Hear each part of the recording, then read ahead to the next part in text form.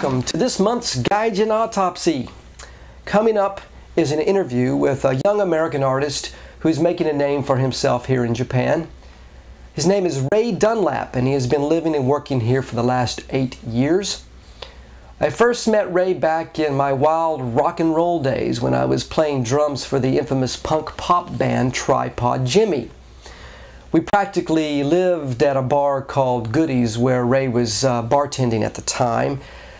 Ray looked and acted back then like he was about 12 years old, but he sure could make a mean Bloody Mary, so we put up with all of his talk about making it as an artist. The truth is, I was skeptical. Most artists want to give up their day jobs, but how many actually managed to do it? Well, now here we are, almost a decade later, and although Ray isn't exactly rolling in the dough, he has now reached a point where he can support himself, a wife, and 2 children doing art and art-related work. And that, along with the fact that Ray just so happens to be good at what he does, makes him worthy to be this month's victim of the Gaijin Autopsy. But enough of my yakking. Let's let Ray have his say. Welcome to the Gaijin Autopsy, Ray. Thank you, Spleen. Great to be here. Sure. Did you have a nice trip over here? I did. Yeah, it was really nice. The mountains and the rivers. Thank you for having me over. Sure. Let's talk a little bit about your main job. What is your main job here in Japan? Actually, before I had some other part-time jobs, but here lately, this past year, 2 years ago, mainly it's art-related, whether it's doing T-shirts, working for a company called Golden, and I also teach private lessons to young art students. I see. You mentioned Golden. Is that the name of this company? What does Golden do? Golden's an acrylic paint company from the States, and also they're distributed here in Japan. And I'm on the Working Artist program, which means I go to universities, art schools, lecturing about products. I see. You lecture about their paint products? They're paint products. They're acrylic paints, and also they're gels, mediums is what I do. So I average about maybe 3 or 4 a month if I can. Right, and you're giving these lectures in Japanese then? Right? In Japanese, so sometimes that's a little bit difficult. There's been a lot of trial and error. Sometimes you feel like you're about this big, you know. But it's good, yeah. Great students, usually first-year students, and it's good to have that environment around you. Right. Really nice.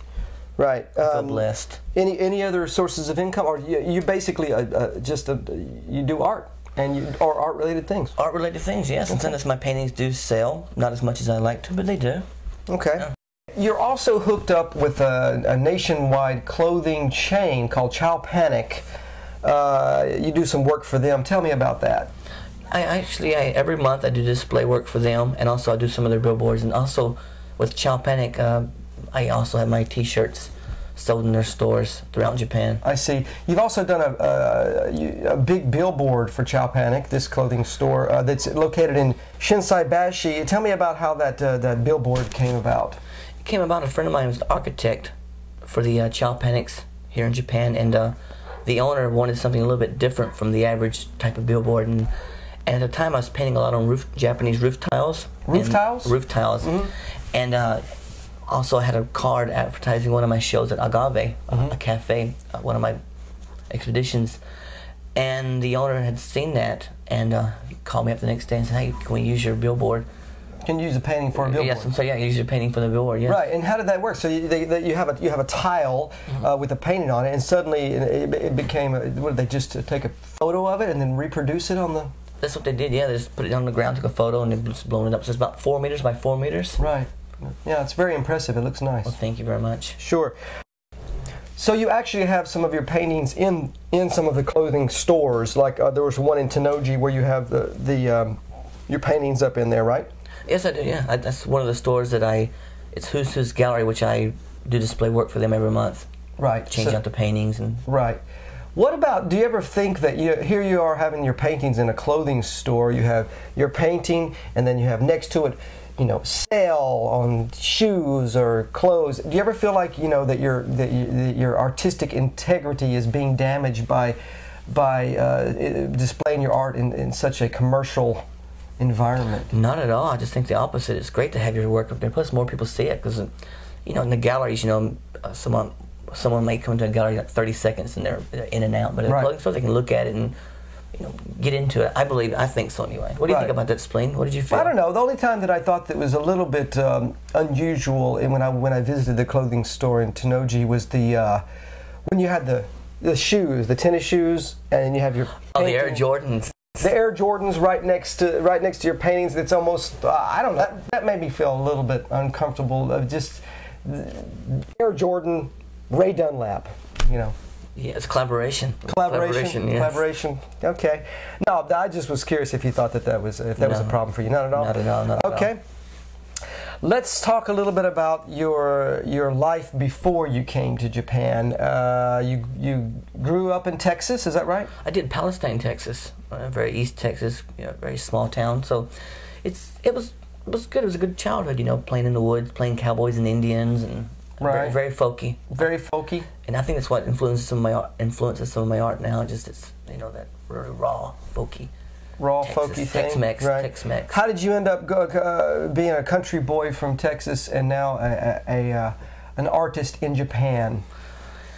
You know, chance, meeting people, contacts, keeping those contacts. I worked for an environmental company for a few years, and I traveled all around America. And I was in Guam for a while, and that's when I just really fell in love with Asian. I went back to the States, started studying Japanese, found new friends, and I came over here on vacation one time and fell in love with it. It's like everyone that I met was like either a musician or a writer, and it's like, wow, I need to be in this environment. It was great. Mm-hmm. But when I moved over, I didn't have a visa, so I ended up working in a cabaret.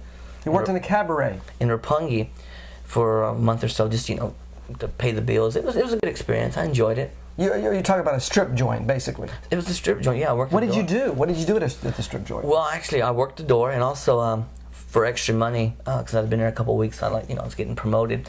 I could clean like the strippers bar, and also like the ladies' dressing room, which is a pretty damn nasty. The strippers bar? What? Yeah, strippers bar. You know, the one they. Oh, the pole, the strippers pole. Yeah, that's what. Yeah, pole bar. You were cleaning the strippers' poles because you got promoted to that job.